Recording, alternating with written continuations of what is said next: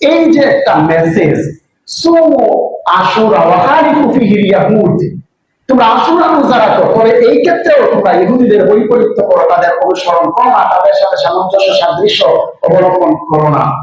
এ থেকে বোঝা যায় রাসূল সাল্লাল্লাহু আলাইহি ওয়াসাল্লাম বিধর্মীদের অনুসরণের ক্ষেত্রে কতটা কঠোর ছিলেন। আপনারা হাজিরিন, আজকে আমরা আমাদের চলনে বলনে, উঠায় বসায়, পোশাক পরিচ্ছদের সব কিছুর ভেতরে আমরা আমাদের জীবনকে বিধর্মীদের কালচারের ভেতরে ঢুকিয়ে দিয়েছি।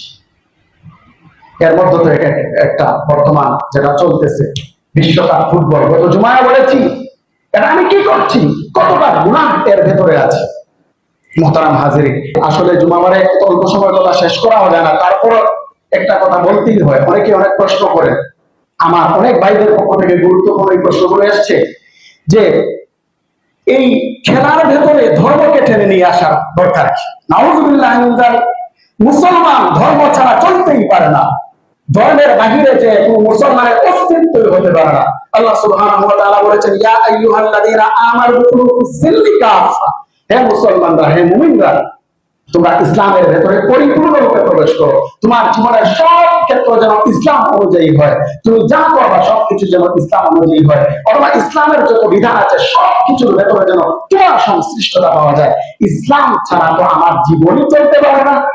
তাহলে ইসলামের বাহিরে আমার খেলা দেখার মুহূর্তটাকে, এই টাইমটাকে আমি কিভাবে মাইনাস করি? ধর্ম ছাড়া চলে? ধর্ম ছাড়া কোনো মানুষের জীবন হতে পারে না।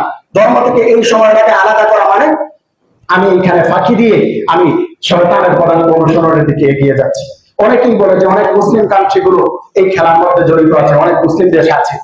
আপনারা সবাই জানেন মুসলমান দেশ এই খেলাতে জড়িত আছে বলে কি মুসলমান আমার দলিল হয়ে গেছে?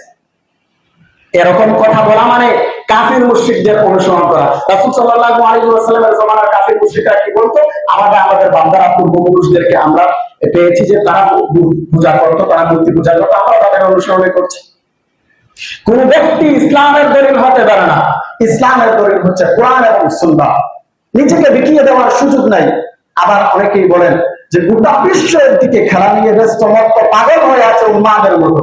আর হুজুর আপনারা আছেন খেলার বিরুদ্ধে বলতেছে। সারা পৃথিবী জাহান্নামে চলে যাচ্ছে, মানে আমিও জাহান্নামে যাব?